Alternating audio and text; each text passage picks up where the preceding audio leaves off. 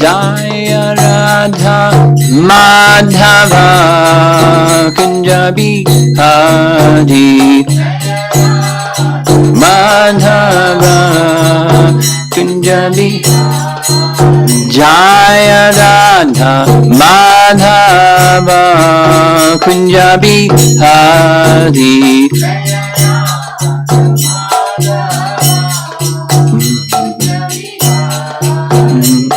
Gopi Jana Vallabha Girivardhari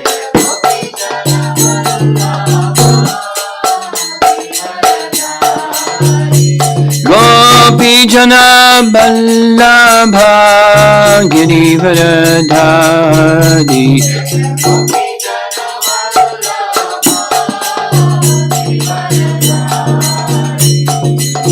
Yasoda Nandana Braja Jana Ranjana Yasoda Nandana Braja Jana Ranjana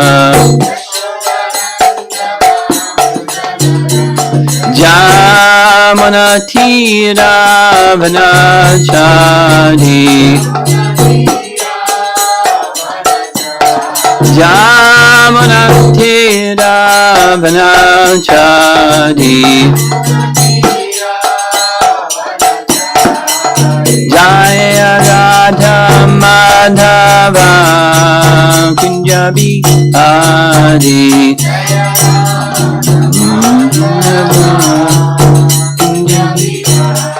Jaya Radha Madhava Kunja Bihari Madhava Kunja Bihari Jayom Vishnupad Paramahamsa Parivijagacharya Astatarastasi Srimad His Divine Grace A.C. Bhaktivedanta Swami Srila Prabhupada Ki Ananta Koti Vaishnavrinda Ki Gaur Premanandi. You have hand sanitizer nearby. Om Namo Bhagavate Vasudevaya. Om Namo Bhagavate Vasudevaya. Om Namo Bhagavate Vasudevaya. Om Namo Bhagavate Vasudevaya. Om Namo Bhagavate Vasudevaya.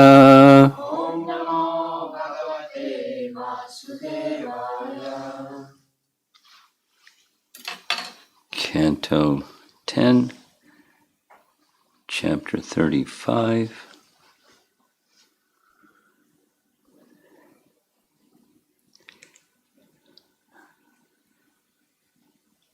Before we begin, continuing where we left off, there was some discussion yesterday, if I recall, some verses by Sanatana Goswami glorifying Srimad Bhagavatam. I checked, and these verses are all kinds of glorifications, and there's a number of verses towards the end where it's prayers to Srimad Bhagavatam. So I'm just going to read two of them. It's Krishna Lila Stava, and the section is Glorification of Srimad Bhagavatam by Sanatana Goswami, where he writes,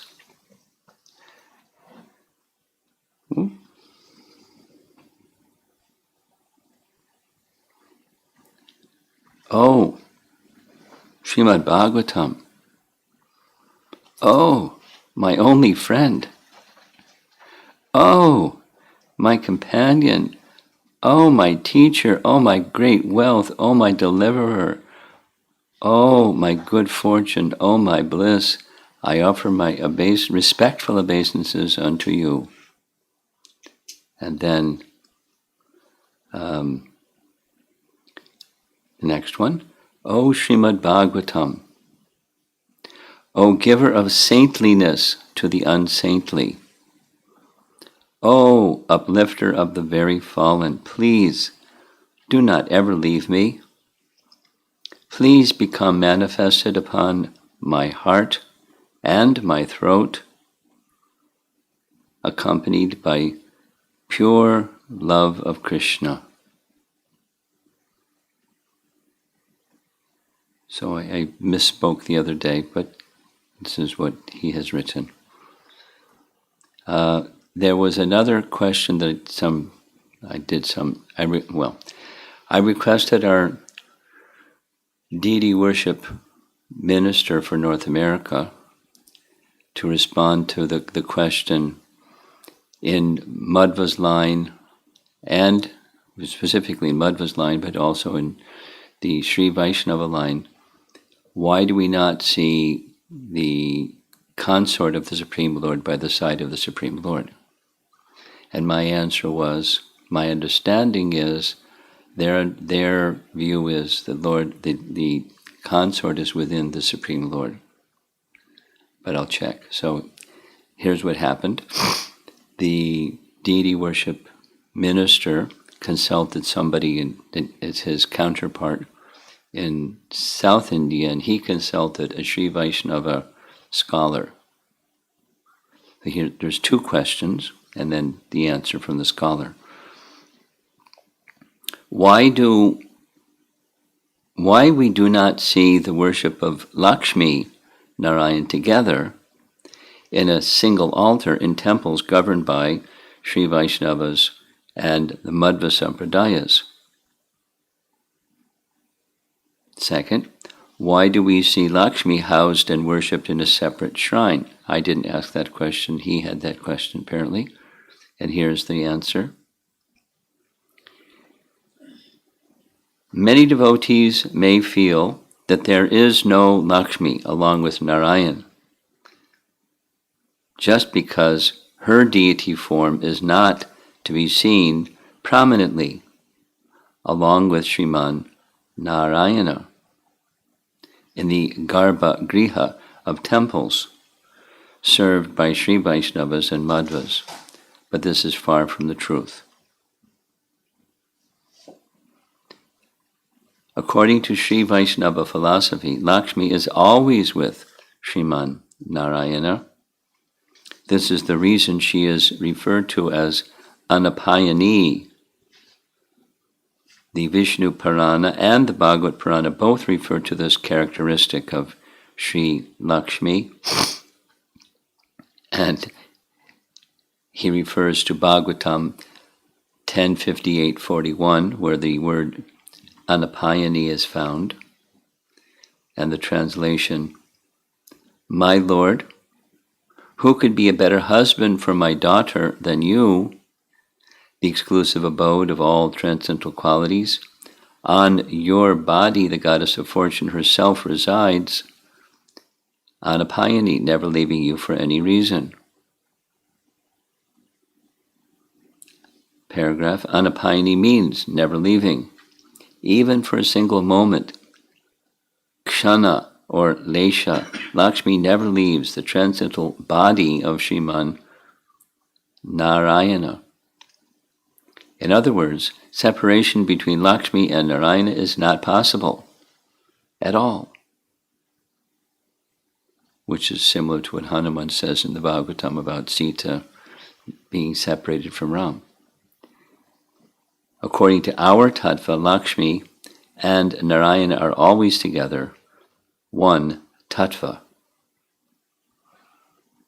So that's according to our tattva, that's Vishishta Advaita. There's a non-Advaita, there's a non-difference feature of the Supreme Lord and everything. His Vishishtas, his attributes. Paragraph. There are references about these extensively in the Shastras, especially in the Ramayana, as well as in Vishnu Purana. Therein it is explained that one can never separate the sun rays and the sun. That's this Vishishta Advaita. In reality, the sun is different from the sun's rays. Still, one cannot separate the two.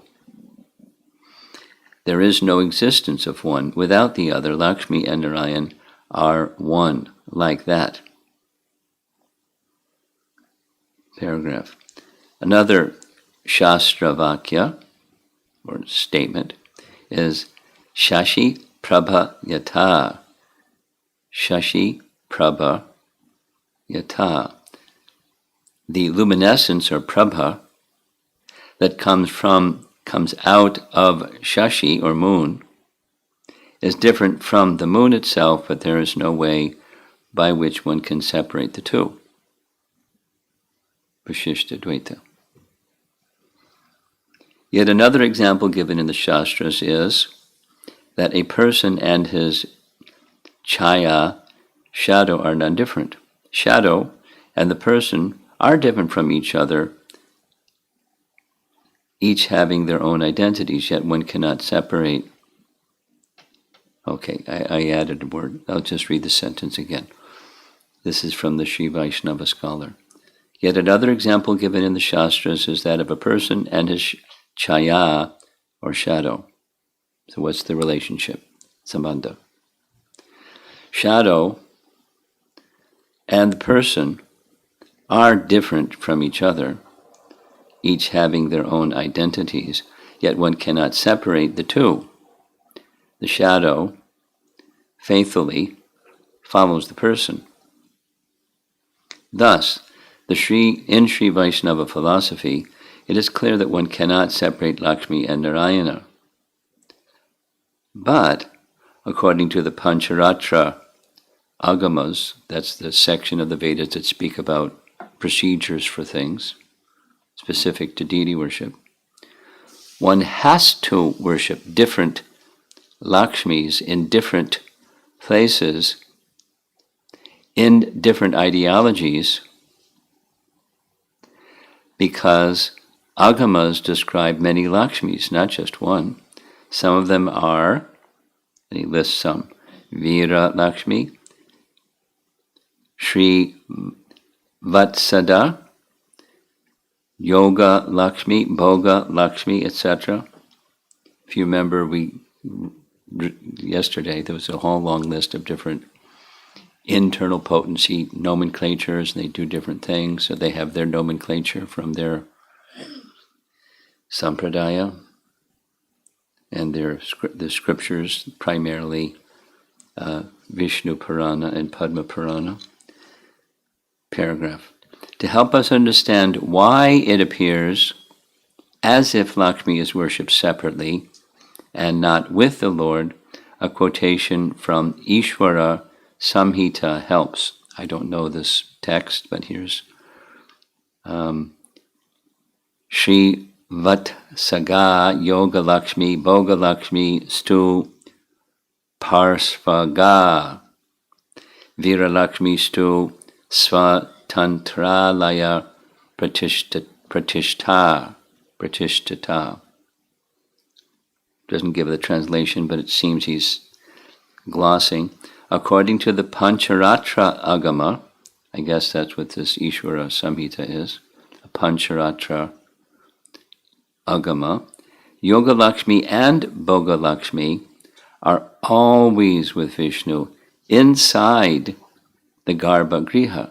One can see in any of the deity forms of Vishnu, like Venkateshwara in Tirumala, or Tirunarayana of Melukote, or in the Kanchipuram Varadaraj Swami, you can see elsewhere too that there are two Lakshmis in the chest. No, it doesn't say on, it says in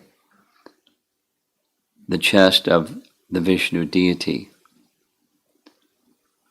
Now,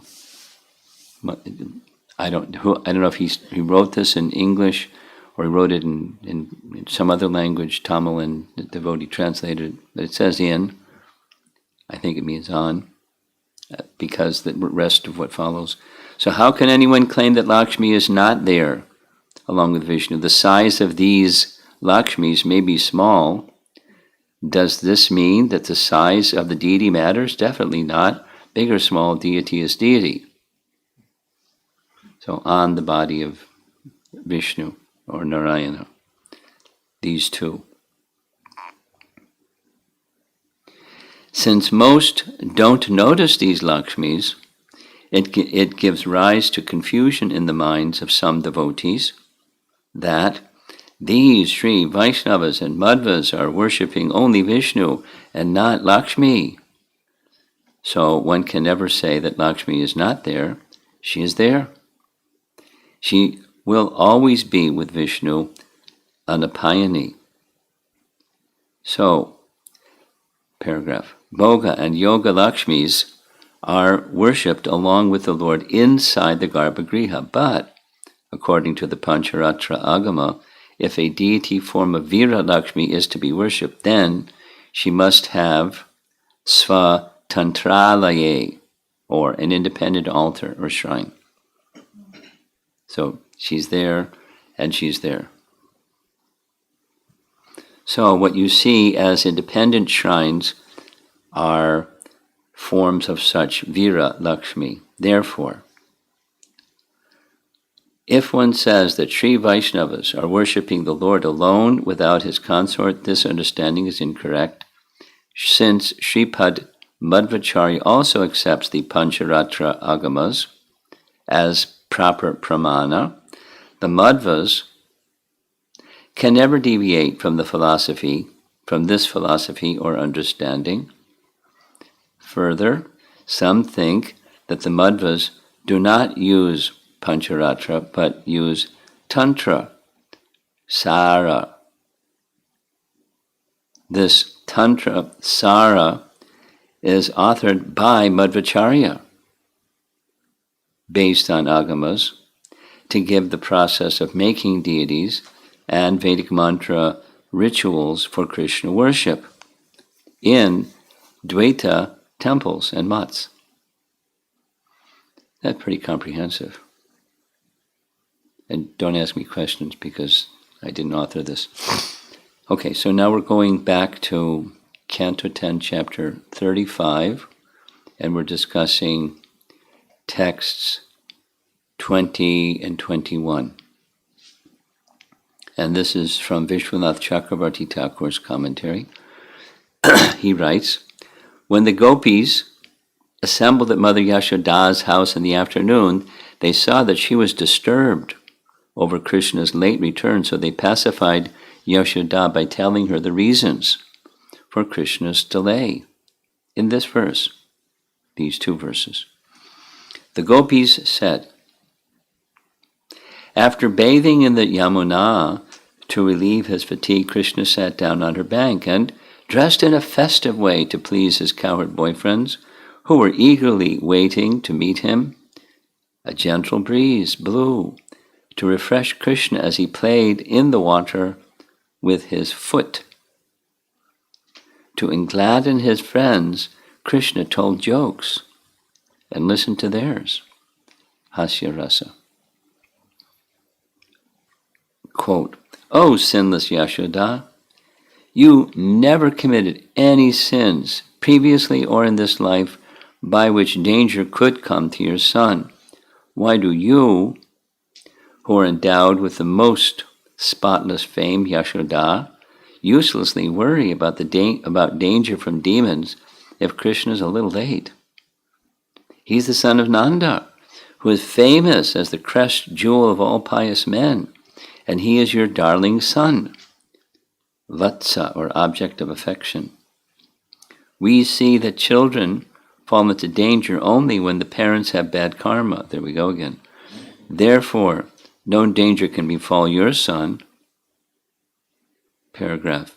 Listen as we tell you the reason for Krishna's being late, as we have heard it from his friends. The wind, which has acquired its fine fragrance and coolness by touching the sandalwood trees growing in the Malaya hill, is blowing very pleasantly to honor your son.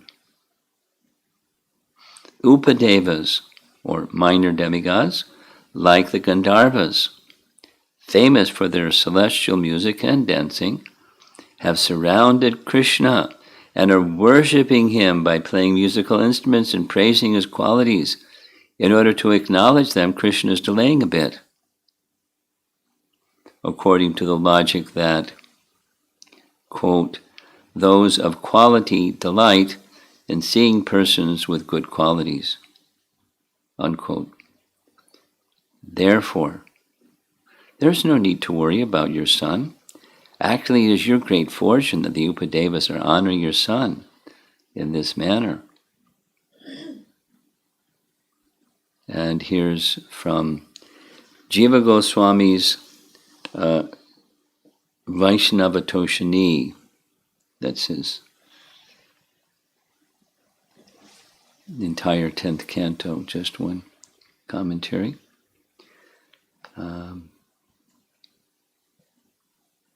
He writes, they comfort Yasoda with this description, since it shows that his pastimes give happiness to all, and Krishna receives comfort from everyone's service. They explain the reason for his late arrival in this verse. He has gone to the Yamuna, where he plays in the water and then plays on the bank. He needs to bathe because of fatigue in wandering all day. From mention of the kunda flowers and gentle breeze, it is inferred that it is the Kartik month. These flowers do not bloom in the spring, and the wind during the winter and dewy season is harsh. And we're going on to Priti Sandarbha. The following shows his emotions in Purva Rag. This is being spoken by the Gopis. And I didn't go through this ahead of time like I usually do, so it's a little choppy. O Tulsi, Krishna plants you and serves you in Vrindavan for the benefit of the cows and with rati for the gopis. So Purva Raga is, Purva means ahead, Raga is their enjoyment. Also in union he reveals his love, smiling upon hearing these despondent words of the gopis. Krishna, the supreme master of all masters of mystic yoga, mercifully enjoyed with them, although he is self-satisfied. Surrounded, this is now chapter 29, going back a bit. This is the Rasa Lila section, or preparing for Rasa Lila. Surrounded by the assembled gopis, whose faces blossomed by his glance, Krishna, who responded to each of them without fail, whose activities were most attractive, whose smile revealed his shining rows of teeth, white like jasmine buds, increased in beauty like the moon, surrounded by stars. Paragraph. There are two types of being controlled by prema.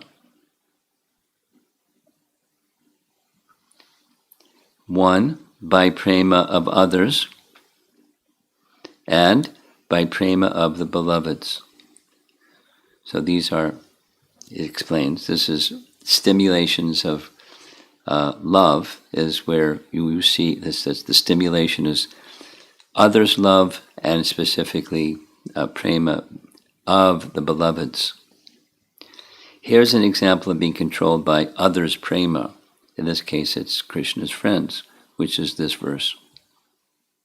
Oh, sinless Yasoda, your darling child, the son of Maharishi Nanda, has festively enhanced his attire with jasmine garland, and he is now playing along the Jamuna in the company of the cows and cowherd boys, amusing his dear companions.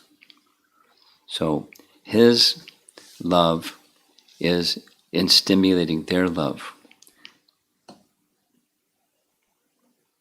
Here's an example of being controlled by the beloved's prema in Purvarag. And this is now there's the pastime with Rukmini. Just as, Krishna speaking, just as Rukmini's mind is fixed on me, my mind is fixed on her. I can't even sleep at night. I know that Rukmini out of envy has forbidden our marriage. The meaning is clear. The Lord speaks to Rukmini's messenger.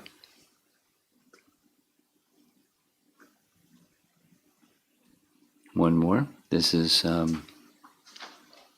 again, this similar topic, Purvarag, or beginning of love. Purvarag.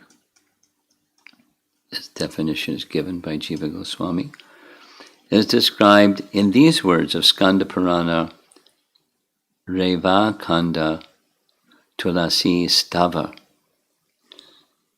Translation: to bring auspiciousness to the cows, as well as to make the gopis fall in love with him, Lord Vishnu personally plants you in Vrindavan to serve you, O Goddess Tulsi. Lord Krishna's enchanting the gopis while directly enjoying pastimes with them is described in the words of Srimad Bhagavatam 10.29.42. Smiling upon hearing these despondent words from the gopis, Krishna, the Supreme Master of all masters of mystic yoga, mercifully enjoyed with them, although he is self-satisfied. In this verse, the word prahasya, or smiling, describes how Lord Krishna enchanted the gopis. Lord Krishna enchanting the gopis as he enjoyed pastimes with them is again described in these words of Srimad Bhagavatam. Again, it's chapter 29, there's 3 verses. Among the assembled gopis, this is text 43. Among the assembled gopis, the infallible Lord Krishna appeared just like the moon, surrounded by stars. He, whose activities are so magnanimous, made their faces blossom with his affectionate glances, and his broad smile revealed the effulgence of jasmine bud-like teeth. And then text 44 from that same chapter, 29. Very next verse. As the gopis sang his praises, that leader of hundreds of women sang loudly in reply. He moved among them, wearing his Vaijayanti garland, beautifying the Vrindavan forest. And 2 verses later, Krishna threw his arms around the gopis and embraced them. He aroused Cupid in the beautiful young ladies of Braja by touching them, by playfully scratching them with his fingernails, and by joking with them, glancing at them, and laughing with them. In this way, the Lord enjoyed his pastimes. Commentary says, in this way, Lord Krishna's quality of making the gopis fall in love with him is described. Now will be considered Lord Krishna's quality of being controlled by his devotees' love. Prema vasyatva. Prema vasyatva. this quality is of two kinds. This is pretty involved, huh? Being controlled by the love of his devotees other than his beloveds, being controlled by the love of his beloveds. The first of these, being controlled by the love of his devotees other than his beloved, is seen in the words of our verse, this text 20. Oh, Yasoda, your darling child, the son of Maharaj Nanda, has festively enhanced his attire with a jasmine garland, and he is now playing along the Yamuna in the company of his cows and cowherd boys, amusing his dear companions. The gentle breeze honors him with its soothing fragrance of sandalwood, while various upadevas, standing on all sides like panegyrists, those who sing praises of someone, eulogies, offer their music, singing, and gifts of tribute. So that's is being controlled by the love of the devotees other than his beloveds, the cowherd boys. Now, the second of these, being controlled by the love of his beloveds, will be considered. This quality, when manifested in the stage of Purvarag, or the beginning of love, is seen in these words. This is, again, we're going to chapter 53. Just as Rukmini's mind is fixed on me, my mind is fixed on her, I cannot even sleep at night. He says, the meaning of this verse is clear. The verse was spoken by the Supreme Personality of Godhead to Rukmini's messenger. So I think we'll end there. Next is speaking about Sakyarasa. And this is, what we just read is Jiva Goswami's Priti Sandarbha, where he's naturally, because of the topic, he's analyzing the mature fruit of acting in one's relationship, Sambandha Abhideya Prayojana. So that's the Prayojana section, the mature stage of bhakti and what it looks like. And then, so there's different elements and descriptions and so forth.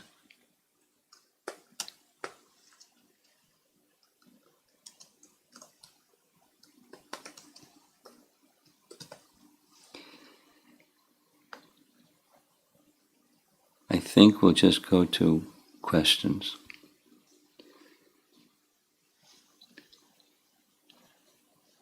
See if somebody would like to raise some question on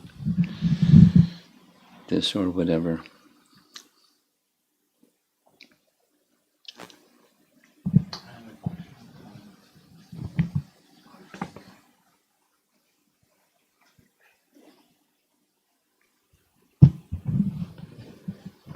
Hare Krishna Maharaj. This question is there to me, for some time, especially when we were reading the Narada Muni instructions to Vyasadeva, his previous life, when he was explaining.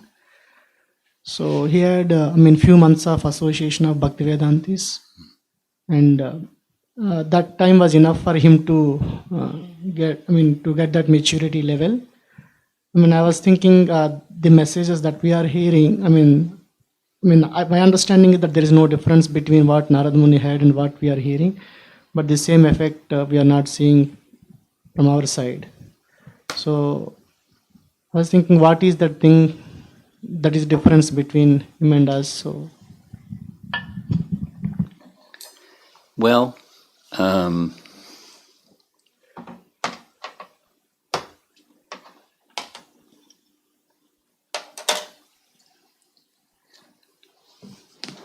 dry wood and wet wood in contact with fire, it's a different outcome.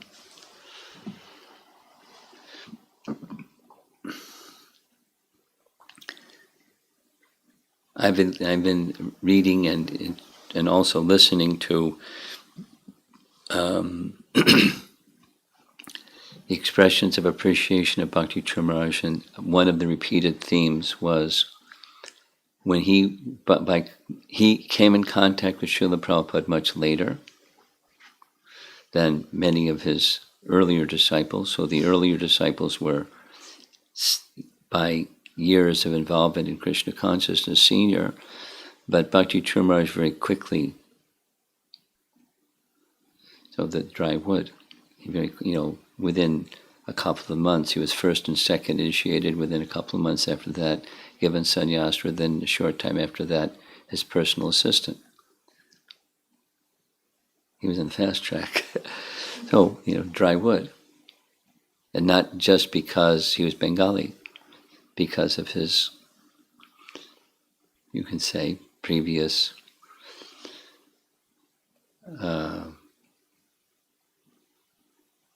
devotional service or previous inclination for Krishna Bhakti. So,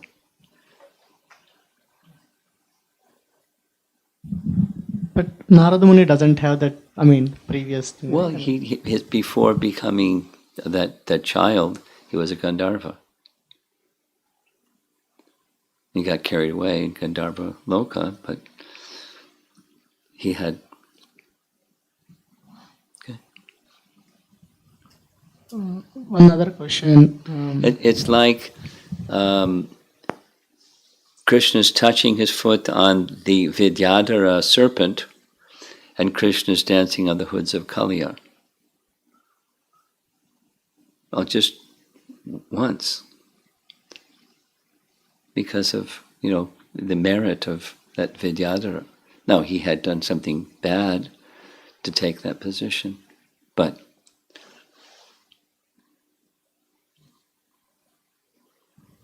This question came yesterday during one of the discussions. When Krishna spoke Bhagavad Gita to Arjuna, who were all able to hear? My understanding was that this was the discussion between Arjuna and Krishna, but was other people are able to hear that discussion?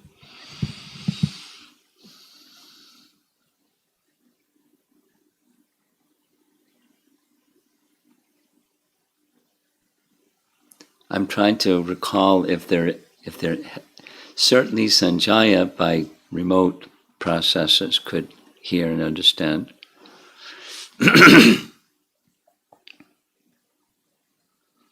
But all the soldiers on the battlefield, there wasn't a public address system, and so they're in the middle of the battlefield, so not likely that others heard. I don't recall any commentary saying that others heard, other than Sanjaya by his power. Okay? So, okay. Hare Krishna, Guru Maharaj. As Lingaraj Prabhu brought this up, this came to my heart. When we see your generation, Prabhupada disciples, we see like unimaginable dedication and that gratitude. It's very inspiring when we hear, particularly as we are hearing and watching Bhakti Sharma Maharaj's how he was serving. He has been serving. So that inspiration and gratitude is there in the heart. Somehow when it comes out as a commitment to a particular service or something, there is some kind of inhibition. One way maybe I'm not qualified, the other way, I don't know, maybe something is kind of holding back. You might have spoken on this, but just want to hear again, Guru Maharaj. What is the driving factor which kind of propelled your generation to go beyond anything, like whatever? Well, Prabhupada said, Bhakti Siddhanta sent you. How to understand that? But that because preaching in the West, and that was the mandate, and Prabhupada carried it out, he spoke like that.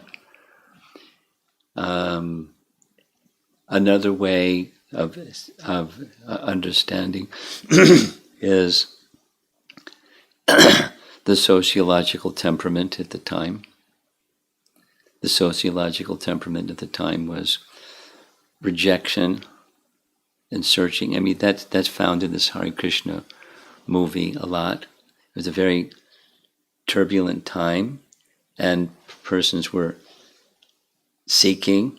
They were seeking alternative. They were seeking through exploring all kind, drugs and things, higher consciousness. It was sociologically speaking, perfect timing.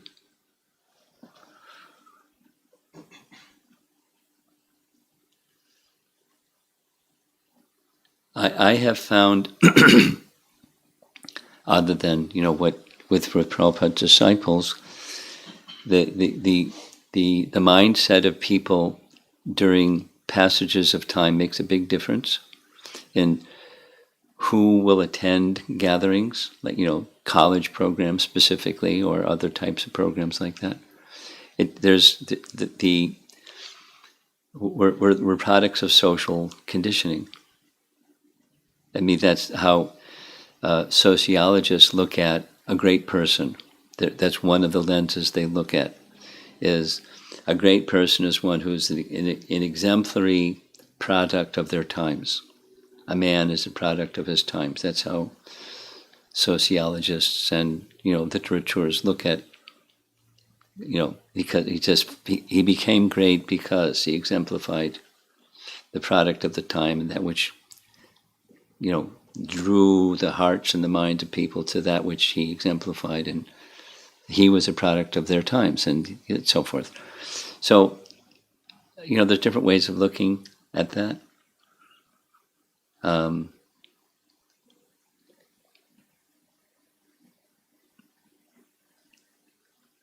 It would be a foolish position to say,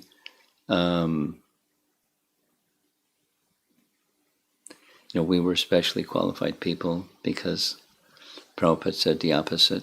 He's dragging us, and by his Krishna Shakti. Let's say when Prabhupada first started in India before he came to the West, it didn't happen. So that's another Krishna Shakti, goes where Krishna wants it to go. And when he came, there was the test period, and then it took off. The same times. So Krishna's moving. Krishna Shakti vina nahi tar pravartana. That's another explanation. Prabhupada was endowed with special Krishna Shakti. And so that Krishna Shakti did Krishna Shakti work by Krishna's particular arrangement. And that's just in Krishna's hand, who receives that, who doesn't receive that,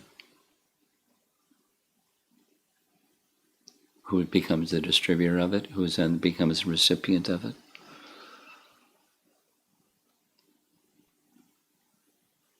Okay.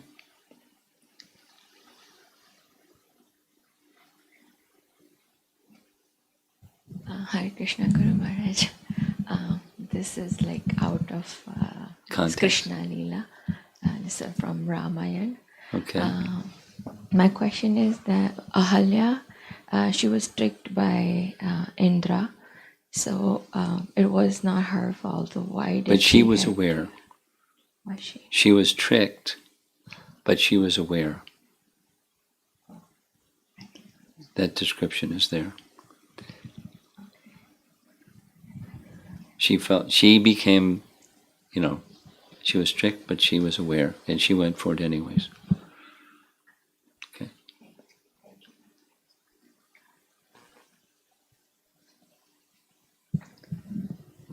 This question is from Sunita Mataji. For Brahman realized persons, the destination is Brahmajyoti, and for a devotee, the destination is spiritual planets, Vaikuntha, Goloka, etc.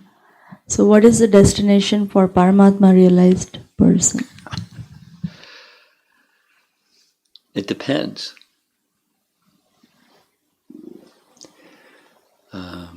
depends. It's the determining factor has to do with the degree of bhakti. So it depends.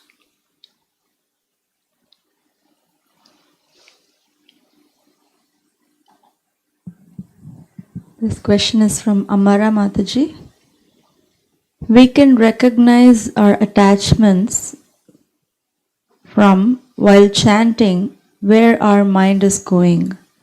When we chant and trying to hear, if thoughts regarding our services or duties come regarding the proper commencement, etc., how can I understand this in terms of attachment and how to get detached?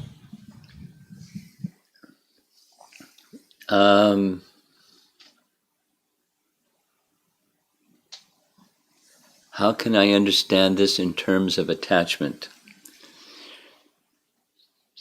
Well,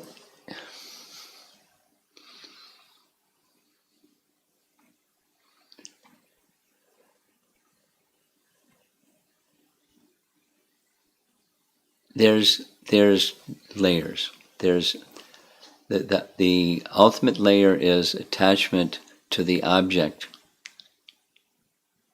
and then another is attachment to the activities in relation to the object. There's a nice description in Madhurya Kandamini about asakti, or attachment. And one can be attached to the activities, and one can be attached to the object of the activities of bhakti.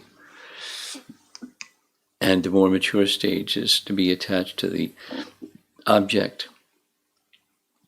If you're attached to the activities, then supposing there's a shift in the world around you, and then your attachment gets adjusted, gets challenged because there's now a new set of circumstances.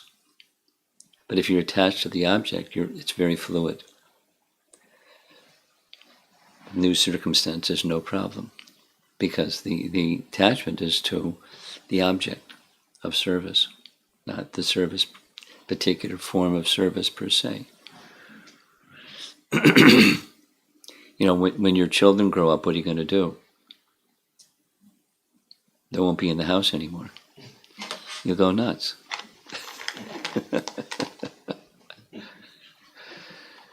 So, chanting is to become attached to Krishna in the mood of serving him in whatever way he wants. In whatever way he wants. Now, it's not like if that attachment isn't matured yet, there's something wrong with you. It's just something that you continue to strive for. So how do you go beyond attachment? Is you go for attachment to the object. And then by Krishna's arrangement, like we have these descriptions of the residents of Vrindavan, circumstances change a lot. But we're hearing about the science of rasa, that the sthayi bhava doesn't change when secondary rasas come along. It's just that, the attachment to Krishna is always there. And we, when we have attachment to service, we may not be thinking about the object, Krishna. We may be thinking about, the doership of this thing, that thing, the other thing, and the other thing, and the other thing, and keeping ourselves busy in doership mentality and calling it devotional service. I mean, it's not, get an F in your exam, but you don't get an A in your exam either. So you keep striving how to overcome the attachment, and you pleasing Krishna, that's it. And be attached to the form of the name. And that takes that's our spiritual path. That's that's how you get on the other side of the other kind of attachment.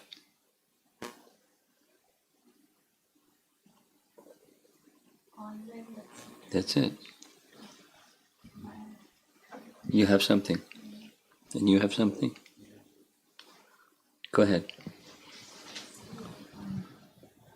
Yesterday I was just thinking about hearing, and when we share Krishna Katha, or when we share anything, Krishna consciousness with someone, one thing that I have heard or remembered is that even if I'm imperfect, but if we are relaying the teachings of a perfect teacher, then it helps the other person, and it's a service. And you're getting purified by doing so. Yeah.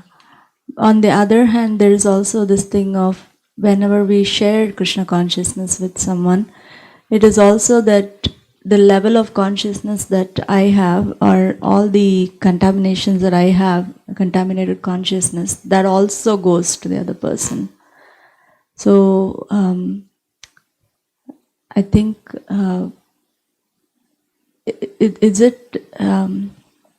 are these right understandings? And also, Yeah, they're correct understandings. So when I fall short, only thing that I do, or I kind of try to see, is that whatever I miss out, I mean, consciousness-wise, whatever is lacking, Krishna will take care of the other persons who are, like, who I'm sharing with. Well, And there's spiritual benefit, but the transmission of less than pure bhakti, that's not compensated for by the Krishna factory. Just kind of adjust everything, and the other person doesn't get contaminated. Or less than fully purified. There's the receiver, and their relationship with Krishna is the other factor. How Krishna will act in relation to the receiver.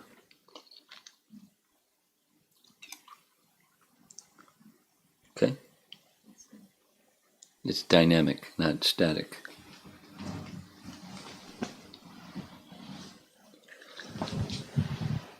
I have a two-part question, Guru Maharaj, regarding yesterday's class. Yesterday's class.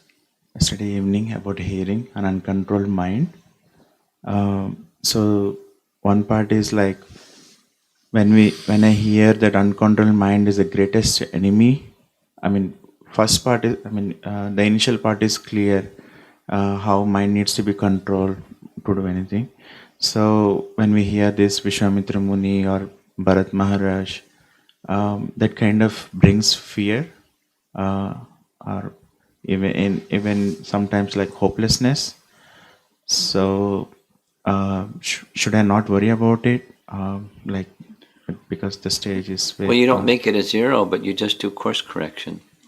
When you get in your car, you put on your seatbelt.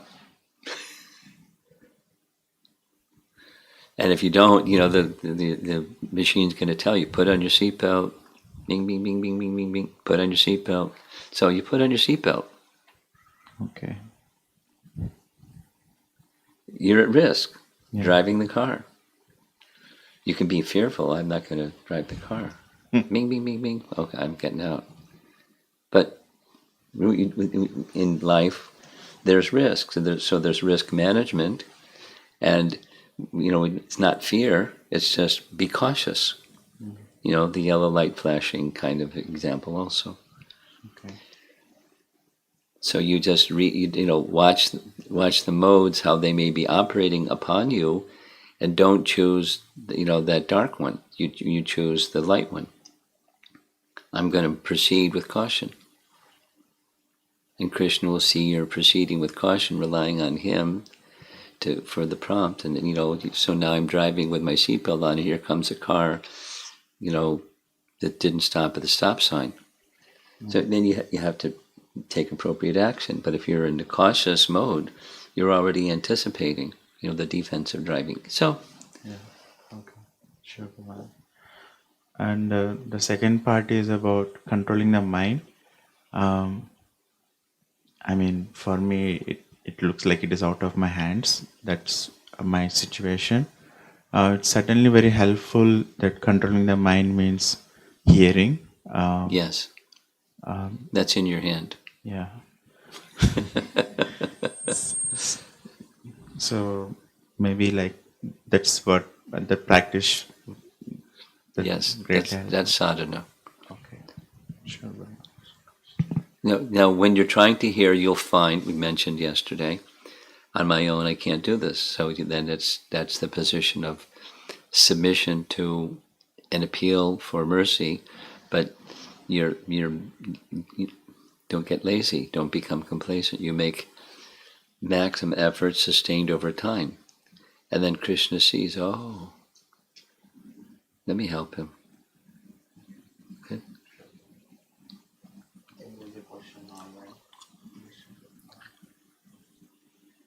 So Pooja Singh, Mataji was asking, are the gopis consoling Mother Yashoda?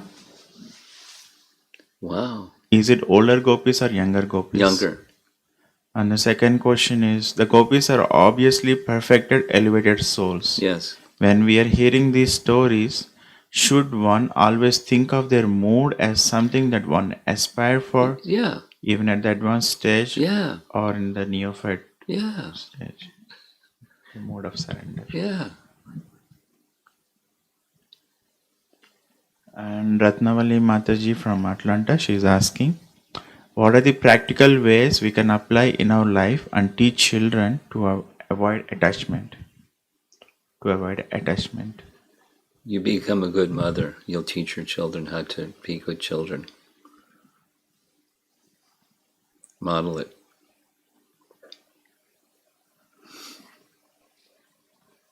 You have something?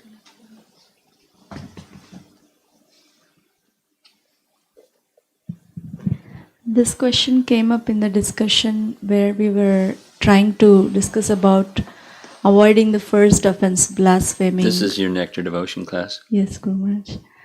So, and also in connection with what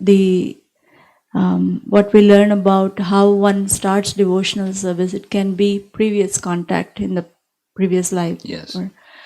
So the question was, if there are people who have contacted the devotional service last life and they are coming now to the temple, then how to identify someone? How can we tell that Kanishta, Madhyama, Uttama, and that, because they may have contact from before? That kind of a question. Well, it doesn't matter whether it's before or current. You understand by symptoms. And there's symptoms, and there's symptoms, and there's symptoms. So by the symptoms, you can understand what it's just seeing through the lens of scripture, and then you can see what's what. There's symptoms. And there's many places where the symptoms are described, so it's